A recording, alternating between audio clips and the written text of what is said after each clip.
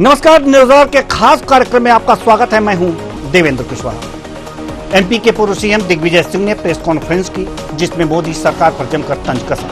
दिग्विजय ने मोदी की गारंटी पर तंज कसते हुए कहा कि मोदी की गारंटी है चंदा दो धंधा लो। दिग्विजय सिंह के बयान पर बीजेपी ने करारा वार किया है। एक रिपोर्ट। दिग्गी की प्रेस कॉन्फ्रेंस। दिग्गी ने साधा सरकार पर निशाना। मोदी की गारंटी को बताया चंदा दो धंधा लो। दिग्गी के बयान पर बीजेपी का तंज। दिग्गी चर्चा में बने रहने के लिए देते हैं बयान। उनके बयान को कोई गंभीरता से नहीं लेता। मध्य प्रदेश की राजधानी भोपाल में कांग्रेस ने प्रेस कॉन्फ्रेंस की। इस कॉन्फ्रेंस में एमपी के पूर्व सीएम दिग्विजय सिंह ने बीजेपी सरकार पर हमला बोला। दिग्विजय सिंह ने मोदी की गारंटी पर हमला करते हुए कहा कि मोदी की गारंटी हफ्ता वसूली की गारंटी है। उनका काम चंदा दो धंधा लो। ये वो कंपनियां हैं जिसे सेल कंपनी कहा जाता है और वे तीसरी श्रेणी में आती हैं। मोदी जी ने इसे समाप्त करने की गारंटी दी थी, लेकिन इस पूरे इलेक्टोरल बॉन्ड स्कैम में 29 सेल कंपनियां हैं। सुनिए दिग्विजय सिंह पूर्व सीएम ने क्या कुछ।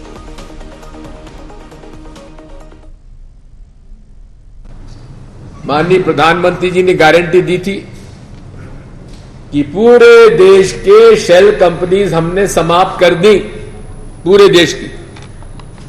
लेकिन इस पूरे इलेक्टोरल बॉन्ड स्कैम में 29 कंपनियां ऐसी हैं जो शेल कंपनीज हैं, जिनकी जितनी पूंजी है उससे ज्यादा उन्होंने चंदा दे दिया। चंदा दो और धंधा लो। दिग्विजय सिंह के इस बयान पर डिप्टी सीएम राजेंद्र शुक्ल ने तंज कसा है। डिप्टी सीएम ने दिग्विजय सिंह को निशाने पर लेते हुए कहा है कि दिग्विजय सिंह पिछले 10 सालों से आधारहीन बातें कर रहे हैं। सरकारी एजेंसियां दिग्विजय सिंह की बातों को अब ध्यान नहीं देती और न ही जनता ध्यान दे रही है। दिग्विजय सिंह अपनी राजनीति चमकाने के लिए गलत बयान देकर चर्चाओं में बने रहने के लिए बोलते रहते हैं।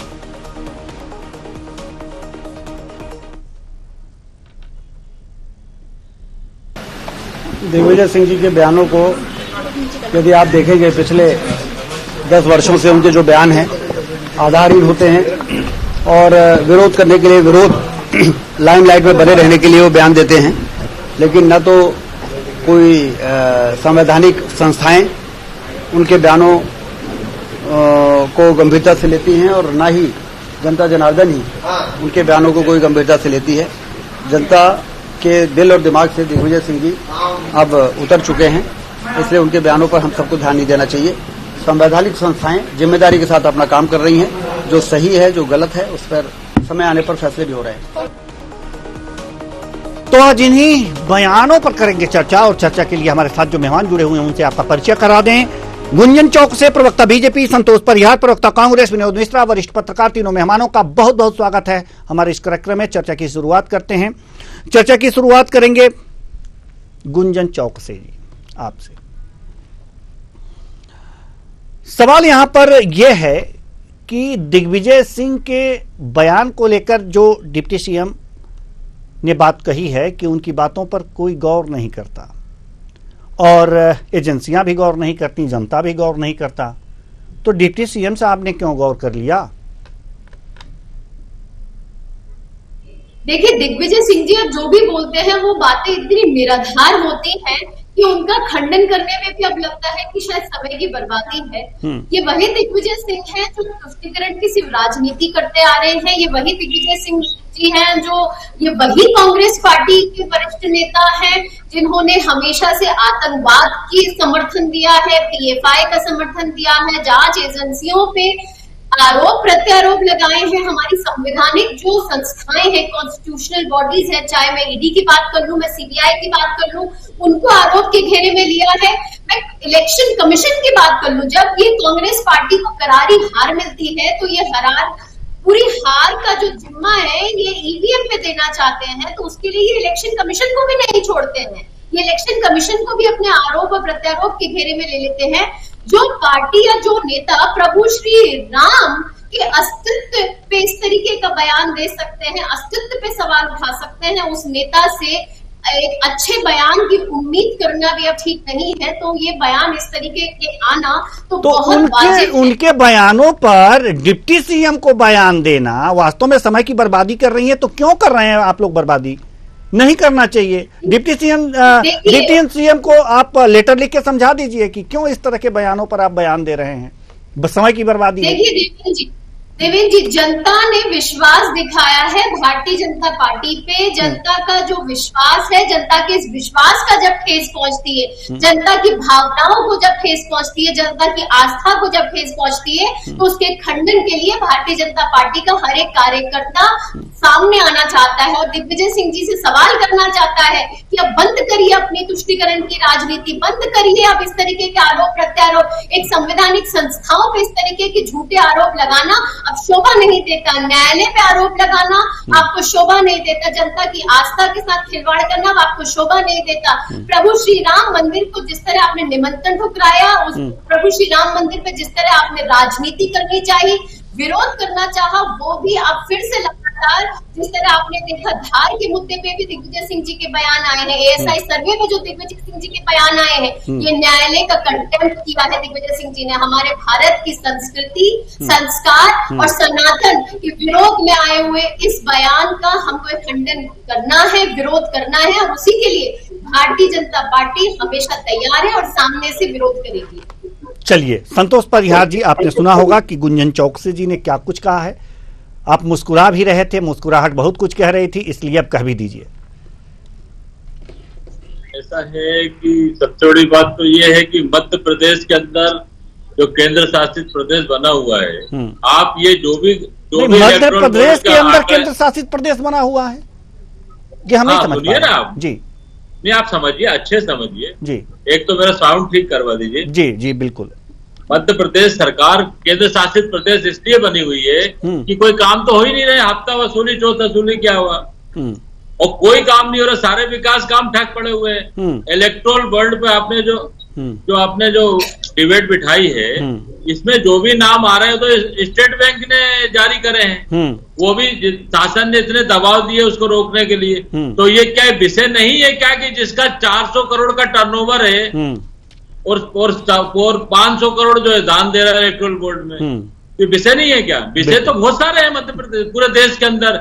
विषय ये भी है कि मोदी की गारंटी में 2 करोड़ लोगों को साल में रोजगार मिल रहा था, रोजगार एकदम खत्म हो गया, 10 लाख करोड़ को नहीं मिला। विषय ये भी है कि जो किसानों की आय दुगनी होना चाहिए, तो किसान आत्महत्या कर रहा है। विषय ये है कि जो पूरे देश के अंदर जो है बेरोजगारी इतनी ज्यादा बढ़ती जा रही है, तो कोई सोच ही नहीं रहे, केवल अपनी ब्रांडिंग करते हैं, फोटो लगाते हैं और मध्य प्रदेश सरकार और पूरे देश के सरकार के इवेंट में खर्च करते हैं। कर क्या रहे हैं? साइकिल से आए थे, फॉर्च्यूनर में घूम रहे हैं।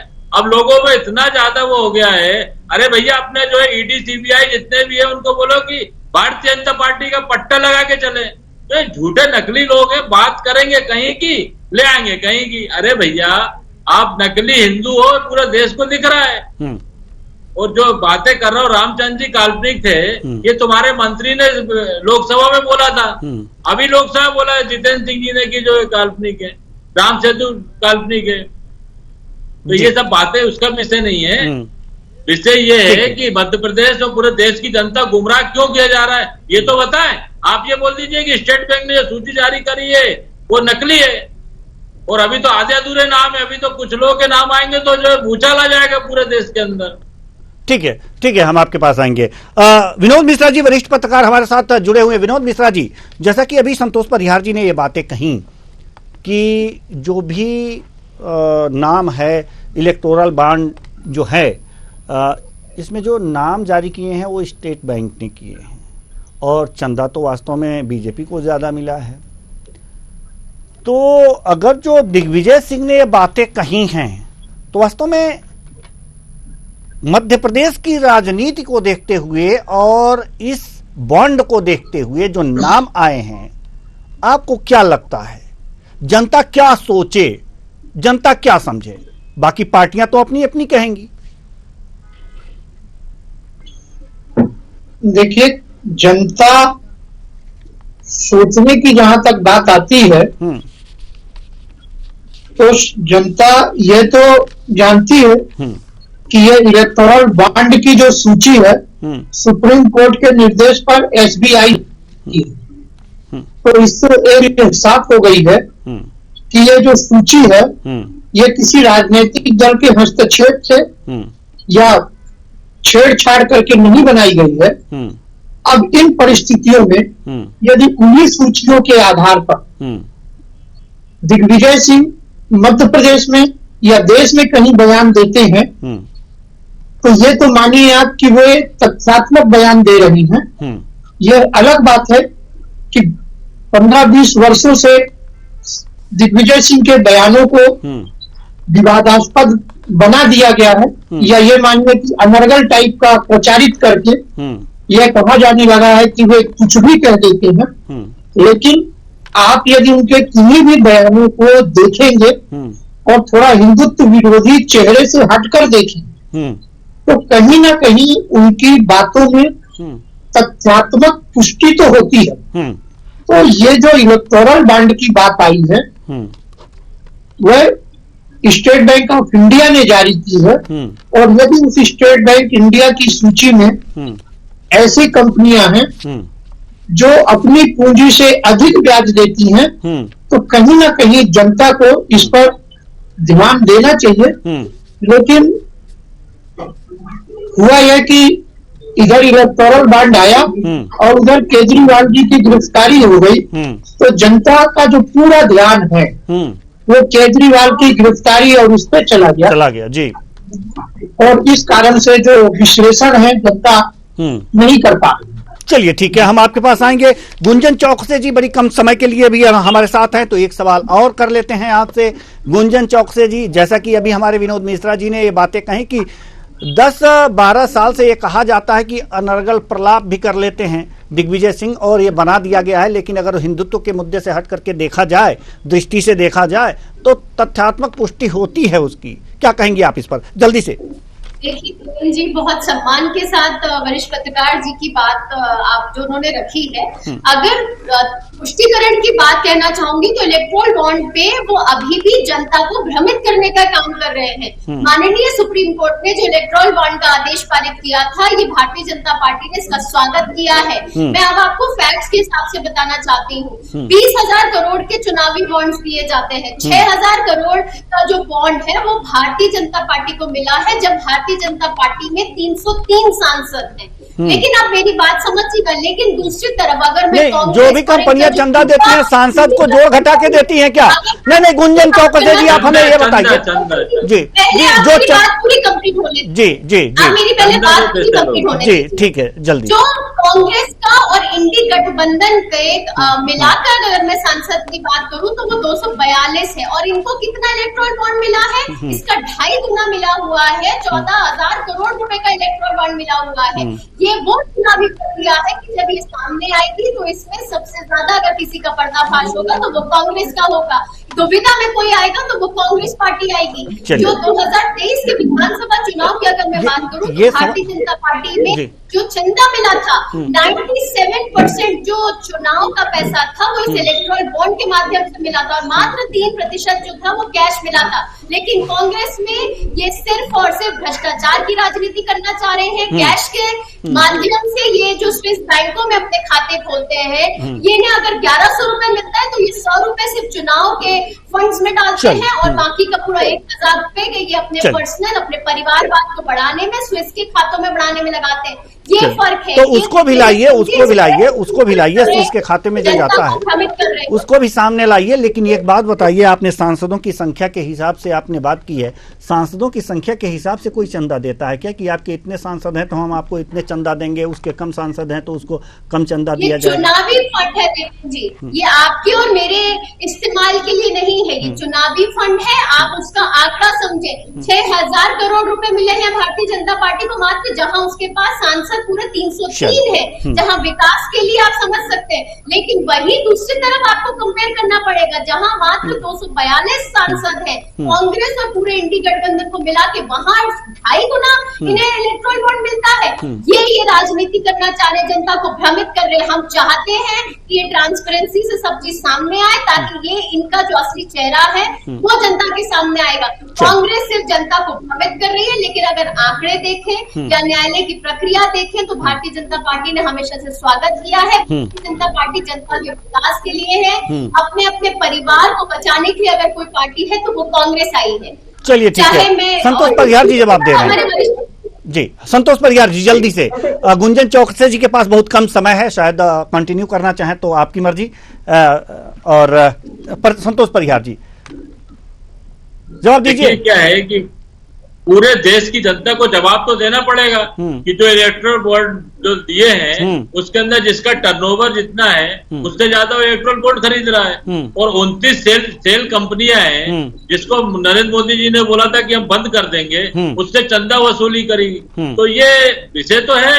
विषय ये भी है कि इनकम टैक्स ईडी जिसको नोटिस देता है और दूसरे दिन वो इलेक्ट्रल बॉन्ड खरीद लेता है 5 दिन बाद। तो ये क्या मध्य प्रदेश में लूट का, पूरे देश में लूट का जो काम चल रहा है भारतीय जनता पार्टी का, ईडी सीबीआई सब कार्यकर्ता बने हुए हैं, वो वसूली कर रहे हैं। तो उनको जो है उनके गले में एक पट्टा पिना दो भारतीय जनता पार्टी का, ताकि और वसूली आसान हो जाए। तो ये झूठे और नकली लोग हैं, केवल देश को लूटने काम कर रहे हैं। इन्होंने रेल बेच दिया, प्लेन बेच दिया और पूरी तरीके से हवाई अड्डे जमीनें बेच रहे हैं सरकारी। तो ये केवल नकली बातें करेंगे और नकली लोग हैं, हवा की बात करें। अरे भैया जवाब दो ना, ये जवाब तो तुम्हें देना पड़ेगा। स्टेट बैंक ने सूची जारी करी है, तुम्हारा टर्नओवर ही नहीं है, उससे यहाँ चंदा दे रहा हो।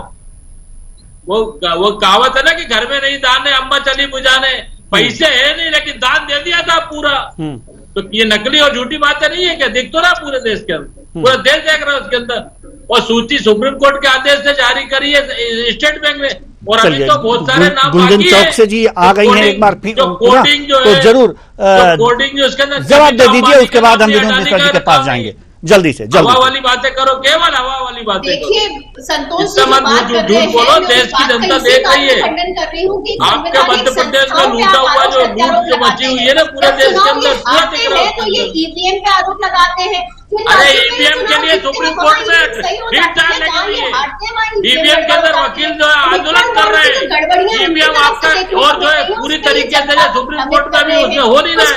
राजनीति और चुनाव आयोग के अंदर 17,000 से ज्यादा शिकायतें, एक में कार्रवाई नहीं हुई, तो वो तो कार्यकर्ता है। चुनाव आयोग जो है भारतीय जनता पार्टी का पट्टा नहीं लगाए हुए कार्रवाई कर रहा है, सेल्फ की बातें करता है।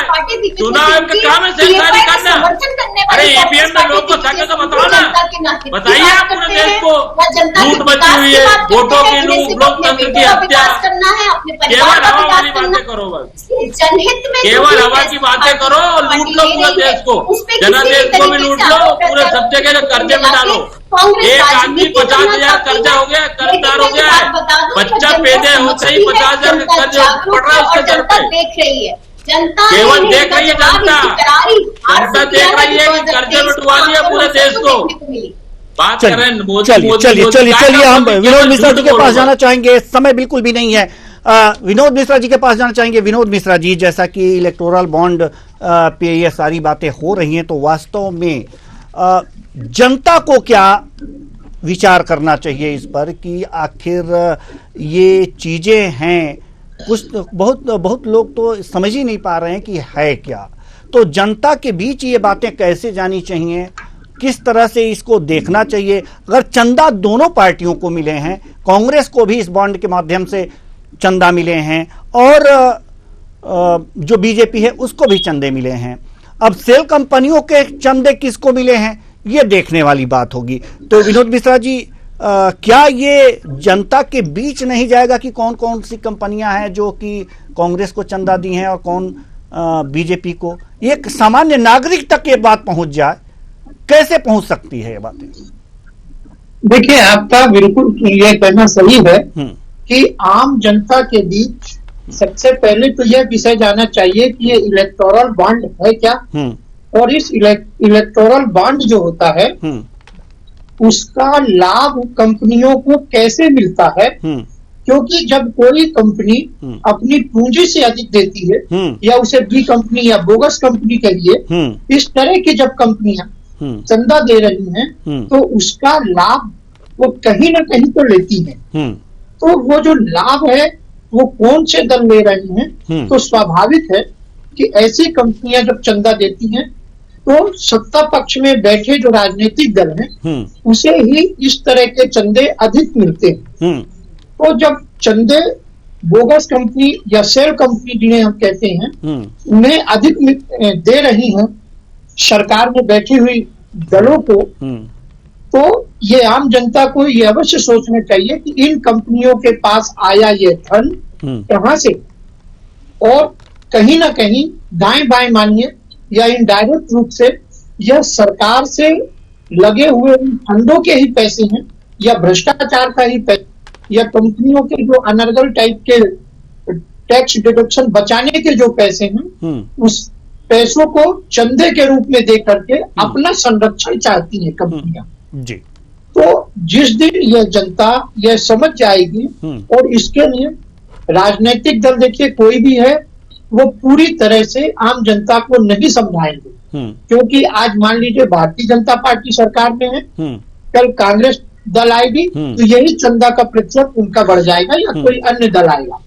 तो इसके लिए जो सिटीजन फोरम है या जो ऐसे अराजनैतिक संगठन जी उनके बीच के माध्यम से यह विषय उठना चाहिए। जैसे आपने एक अच्छा यह विषय उठा करके आम जनता के बीच इसे डिबेट के माध्यम से बताने का प्रयास किया है, इसी तरह से अन्य समाचार पत्र या फोरम और मंच भी जब इसे उठाएं कि ये इलेक्टोरल बॉन्ड की प्रासंगिकता क्या है और इसमें जो ओरिजिनल कंपनियां हैं उससे हटके जो कंपनियां आ रही हैं जो अपनी आय या पूंजी से अधिक चंदा दे रही हैं, तो उसका मूल उद्देश्य क्या है, वो आय कहां से आ रही है, जिसे हम बोगस भी कहते हैं, बोगस कंपनियां। तो बोगस कंपनियां बंद होने की बजाय चंदा दे करके अपना अस्तित्व बना रखी हैं, तो उनके आय स्रोतों की जांच भी की जानी चाहिए। तो ऐसी कंपनियों की जांच चाहे वो मध्य प्रदेश में हो चाहे प्रदेश के बाहर हो, जांच क्यों नहीं होती।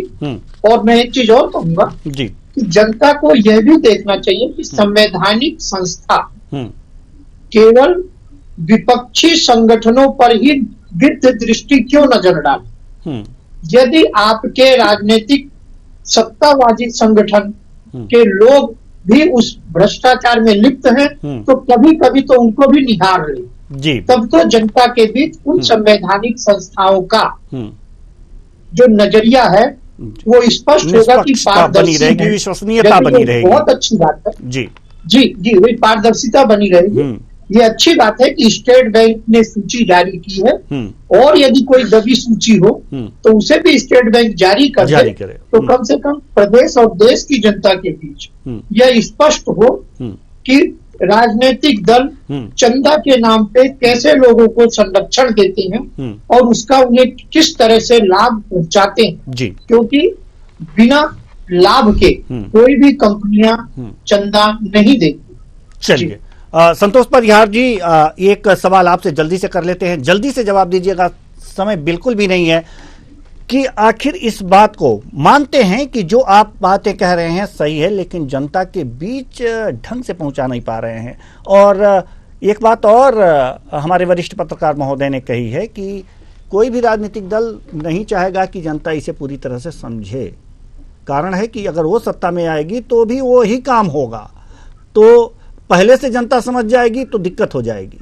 तो क्या आपकी पार्टी इस चीज को जनता के बीच पहुंचाने का कुछ प्रयास कर रही है या फिर हम निश्चित तौर पे माननीय दिग्विजय सिंह जी जो प्रेस कॉन्फ्रेंस रखी थी यहाँ पे भोपाल में और पूरे प्रदेश में हर जगह बाट बूथ सब जगह पहुंचाएंगे कि देश में कैसी भ्रष्टाचारी पार्टी है जो है इलेक्टोरल बॉन्ड के नाम से जो वसूली कर रही है। जिन कंपनियों ने कांग्रेस को चंदा दिया है क्या वो कंपनियां शेल कंपनियां नहीं है, ये क्लियर है?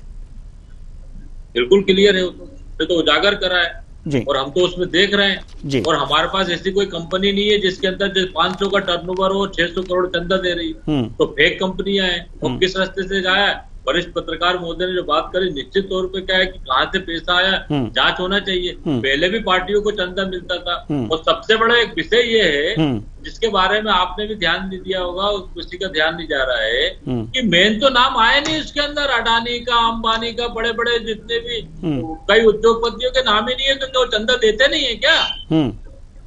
तो अभी तो कोर्टी के बहुत सारे नाम बचे हुए हैं और उजागर होना चाहिए, चाहे कांग्रेस को दो चाहे बीजेपी को दो, जो पार्टी एकदम क्लियर होना चाहिए कि हमने ऐसा।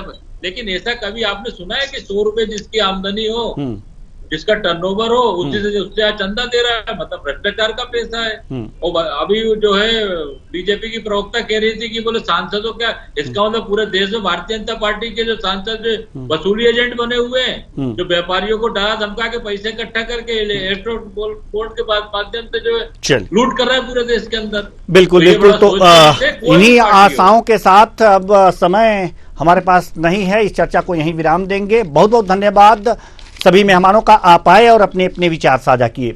तो कुल मिलाकर के देखा जा सकता है कि चंदे का धंधा मंदा नहीं है, चाहे कांग्रेस का हो या बीजेपी का। सत्ता में जो है उसका धंधा थोड़ा तेज चलता है, जो विपक्ष में है उसका धंधा थोड़ा कम चलता है। लेकिन सवाल यहां पर यह उठ जाता है कि जो बोगस कंपनियां हैं जिनका टर्नओवर 2 रुपए है, वो 3 रुपए चंदा कैसे देती? सवाल तो यहां है और इसका जवाब अभी तो मेरे पास नहीं। फिलहाल इस कार्यक्रम में इतना ही, मुझे दीजिए इजाजत, नमस्कार।